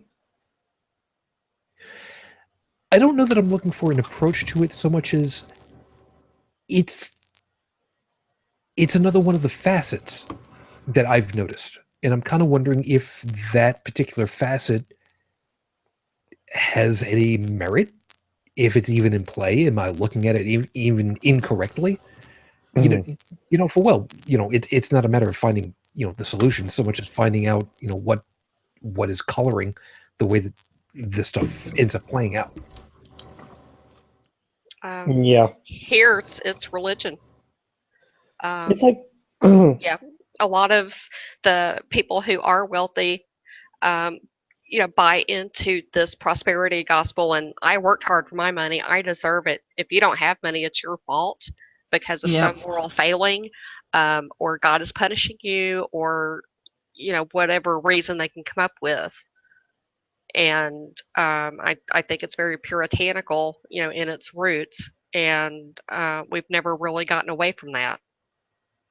Well, I could take it down one more. It's even a baser instinct than that. I mean, it's like a survival bubble. I mean, it's whatever in group you're part of, well, mine are taken care of, and that's it. Canada, Canadian citizens seem to have a larger survival bubble. And there's a sense of reassurance, like, in France and in Canada, I can go anywhere in the country and get exactly the same thing. Yeah. That's the mentality behind healthcare. It's like an insurance. It's like, I may not need it right away, but I'll be willing to pay into it because at one point in time I may need it. And the opposing attitude that I hear all the time is, well, I don't want to pay for somebody else. Whereas here, we don't care because, technically you're paying for yourself anyway. But if someone else needs the funds, no one's going to care because at some point you're probably going to need it later anyway. So, somebody uses it today, you use it tomorrow. We don't see it that big a deal. But especially I find in America, it's, well, I'm not going to pay for anybody else but me, and that's what people gripe about all the time. I don't want to pay because somebody else, got fat and has diabetes, or I don't want to pay for somebody else's birth control, and I don't want to pay for somebody else's lung cancer because they were stupid and smoked, and it's. What's funny about that bubble is that it's not only individualist. I mean, it's not only limited to the individual. It's also limited in time. I mean, to the past and future. It's like me right now, and like nothing outside of that. I mean, in somebody saying that, well, I don't want to pay for somebody else. Well, how do they know that, like, in 20 years, they're not going to come down with something that somebody else is going to have to pay for them. Exactly. They're assuming that they are never going to need anyone else's assistance or any other aid down the road, that, you know, they're just always going to be perfect and they're never going to need it. And because they're assuming that the people that do, as Brigid said, have done something wrong. So they've got, you know, they're slutty or they're amoral somehow, and that's why they're in that predicament. And that's just bullshit. And nobody, like up here, we just don't have that attitude. It's like, well, somebody's poor, there could be a whole raft of reasons why that happened, and it could happen to anyone else. And so we best take care of each other, because the next person who is destitute could be me. Well, I mean, like that politician, I don't remember his name yesterday, that was saying people don't have to worry about pre-existing conditions. If they live a good life, they won't have any. Yeah. Which is bull. Because you don't know, there are people that are dormant carriers of diseases and conditions that they don't know it, and it doesn't onset, maybe never, but sometimes it does later in life. Like, look at things like schizophrenia that don't come into play until people reach early adulthood, or, you know, other genetic defects that don't come into play until an advanced age, Alzheimer's, things like that. You know, you can't just sit there and go, oh, well, if to you know, quote Hulk Hogan, if I take my vitamins and say my prayers, I'm going to be perfect forever. Like, no, it just doesn't happen that way. Yeah. And there's an easy complete debunk of that. Color blindness. Oh, You don't even have to go. With cystic fibrosis, what did they do to bring that on? You know, Yep. Some babies It's are just a born with total cancer. lack. What bothers me most in that is just the total lack of even thought.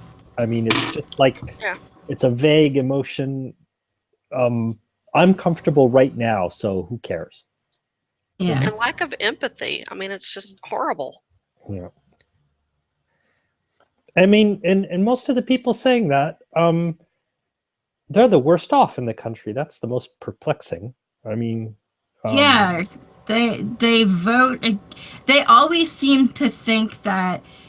Well, actually, I've heard it said that a lot of Americans seem to think that there are millionaires that are temporarily poor. And so they don't think that whatever the issue is applies to them. It's everybody else are dirty, nasty, amoral, poor people. I'm just temporarily that way, and you know, I'm gonna work hard and I'm gonna get what's owed to me, so I don't have to worry. But those other poor people, they're just scum. You know, what's and that's the emotion. It's even stranger, but I get the impression that it's almost you know, I'm not a millionaire, but I'm on the millionaires team. Yeah. I mean, how else can you describe? I mean, if you dig down behind this mentality, when you dig down enough, I mean, it comes down to a sort of clanism.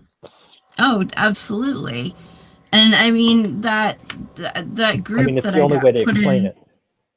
That group I got put in that's full of Trump supporters, the attitudes in there are, I am just floored by some of it. And they go on about, you know, us nasty, godless heathens are so selfish, and the quote libtards are stupid, and Outgroup. but they're the, you can just label all that outgroup. Yeah. And yet they're the ones that are doing what they're accusing everyone else of doing in despicably sickening ways. Well, it's kind of like that.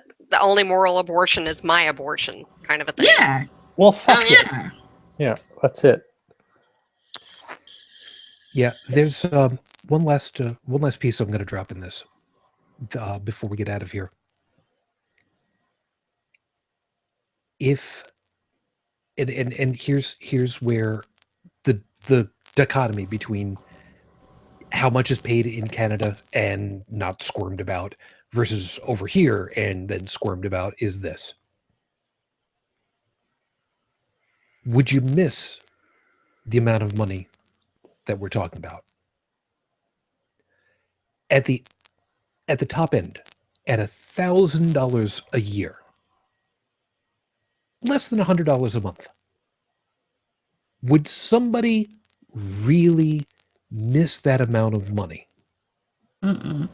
if it meant that more people, every people, could end up being healthy, getting preventative medicine, having a trip to the ER, only having to pay what would basically be filling up the gas tank in the ambulance if necessary, because that's really what it comes down to. Yeah. $100 a month for some people is a hardship, admittedly. But for those people for whom it's not a hardship, maybe $50 a month. Some pay more for cable TV. Absolutely. Most people do. Indeed, you'll see apartment buildings with, rundown, scummy, efficiency apartments, and they've got a satellite dish out in the balcony. And the point of it is, would you miss it? I unfortunately have to say that culturally speaking, on our side of the border, and Brigid, you go ahead and you let me know what you think too. We would miss every red penny because it's my money. Why should it go to anything else? But yet we're perfectly fine with $12,000 a year for a military budget that could have otherwise been paying for who only knows how many secondary educations. Yeah. Like, I sound like a total broken record, I know, but it always comes, for me, it just comes down to a lack of value judgment. There's a lack of will to be skeptical about anything. And when you lack the judgment to decide the value of things for yourself, well, you can only survive through imitation. And what's going on in the US is basically you've just got groups huddling together, imitating each other, for survival. There's just absolutely no thought. They're only worried about what their neighbor's doing, whatever the next person in their in-group is doing, without any thought beyond that. So, which is why they're so manipulable. And Heretic Woman? I think the US could use a good dose of skepticism. Ain't that the truth? And Heretic Woman, any last piece that you want to throw on that? Because I'm kind of throwing the gauntlet down as far as to how much more respectful you guys tend to be economically than we end up being. It boggles my mind the lack of care for your fellow citizen, the attitude that if someone is poor and they die, well, that's just too bad. It's sad, but life sucks too. I can't fathom this. And how could you do that and call yourself an American? Yeah. I mean, what's the fucking point of living in a country then? What do you call a country? Yeah. It leaves me speechless because I literally cannot compute how that would make any sense to anybody that has even an ounce of human decency or compremember. There was a song that came out about this. It comes to mind. My United States of Whatever. Remember that? No, I don't. It's awesome. It's really short. But it's I'll give you the link. It's in the notes. But it just sums it up entirely. I don't know. Like when people and Beth has told me that she has had people look her in the face when she said, if I lose my medication funding from Obamacare, I will die. And they've looked her in the face and said, well, I guess that's too bad then. Jesus. No, I just, why are you on this planet? There's so much there for like anybody with a minimum of skepticism. Okay, there's like 90 questions that come to mind. I mean, the first top of the list is, why is it so expensive? Yeah. You know, like why? Why do I have to ruin myself to pay for just to survive? Yeah. I mean, the whole point. They even make laws that they can't even go to Canada to get health care. The whole point of medical research, the whole point of scientific advancement is to further our survival. So what the fuck are you people doing if you don't give a shit about the survival of your fellow man when that's supposed to be the point in the first place? I think that's where I'm going to lead us off with. What the hell, people?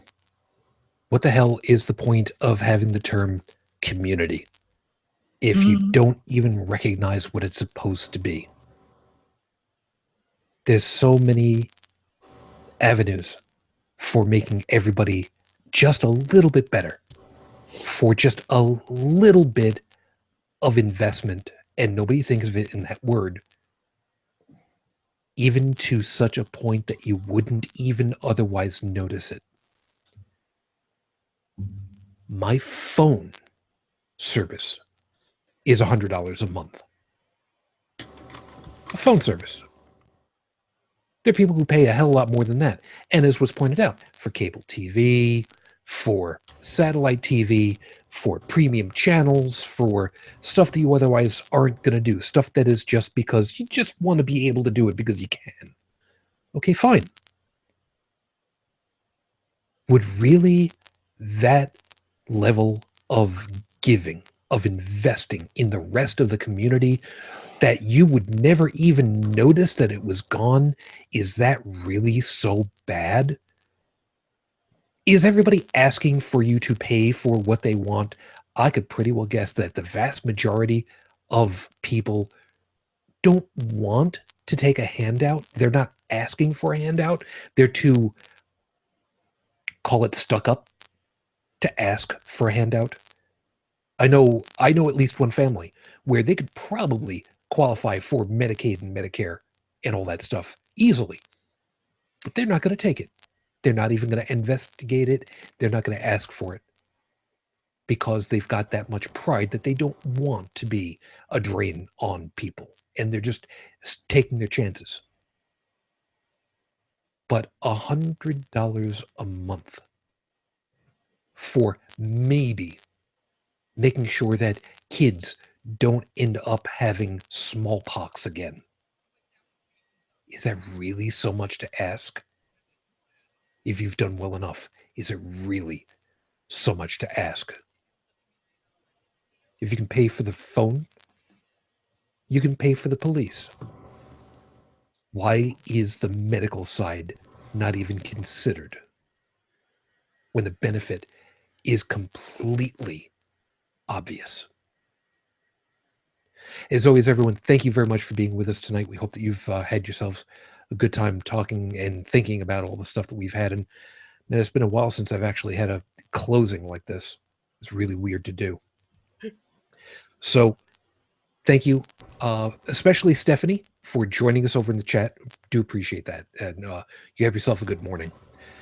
Joseph, as always, thank you very much for your time and getting up so early with us. Appreciate it. You have yourself a good rest of the weekend, and I hope all your projects are going well. Yeah. Well, thank you, sir. You too. He called me sir. And you say that every week. I know. And I still find it absolutely adorable. There's a reason. I'll explain in a minute. Brigid, thank you. You have yourself a good morning. And I'm glad that your new wardrobe is doing well for you. I love the shirt. For those of you that don't know, take a look over at Holy Crap the Vlogcast over on. Oh shoot! Did I copy it over on Facebook? I know I put it over in there. I brought a gift during ReasonCon, and yes, I finally put the videos up from the event, so you can check that out. And Brigid had a good time laughing about that, even though she had no makeup on. Poor thing, 4 in the morning. But it was wonderful. Thank you. Yeah. Okay. Thank you. And Heretic Woman, you're showing off our shirt. I still didn't send that C&D letter yet. I need to talk to you do. Torres about that. The only problem is because I'm so damn short, most of the time on here, all you can see is the Bible part, which is... That's all right. So what have you got coming up for yourself in the very near future? We are talking to Mythicist Milwaukee this week, so that should be fun. Talking about all things mythological Jesus. Yeah. That should prove to be entertaining. I think so. I do. They do good work over there. They do host a lot of debates and events and lectures and things. So it'd be fun to talk to them. So yeah, that's Monday night, 9:30 p.m. Eastern over at the Beyond the Trailer Park channel. And I'm waiting on confirmation, but it looks like the following week we will be sitting down with Miss Shelley Siegel. Ooh. Very cool. Yeah. She was just waiting to make sure she didn't have to travel that week. So, Excellent. But from all indications, it looks like that's who we will be talking to the following week. So. That's exciting. And yes, indeed, Miss Shelley, who's so awesome. She's wonderful. She is. I've actually had the Salamander song going through my head all week. And the week after that, getting to the end, see, we're already booking into June, which is kind of cool.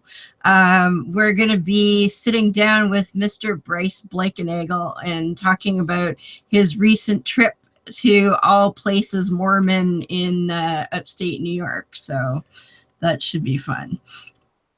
That's great. Yeah, and then that next week I'm gonna be on for his patrons. I don't know if people know, but the Mormons do a thing called Family Home Evening, where you're supposed to like stay home one night and like do Bible study and play board games and shit. Well, for his patrons, Bryce does the Naked Mormonism Family Home Evening via Hangout. And I will be his guest the first week of June, so that'll be fun. Very cool. I'm sorry, I'm kind of looking around. I'm realizing that I can't find the coupon. I've probably still got it somewhere here in the office. The coupon that you could buy the DVD of ReasonCon for 10.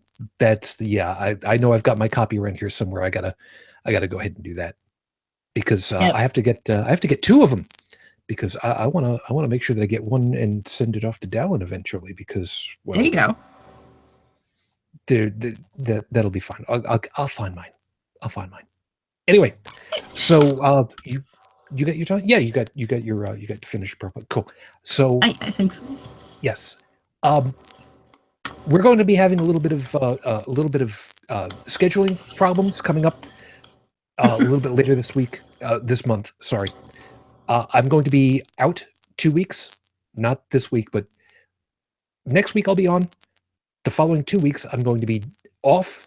1 week I'm going to be DJing for Witchy Bunny, one of our first hosts. She's getting married.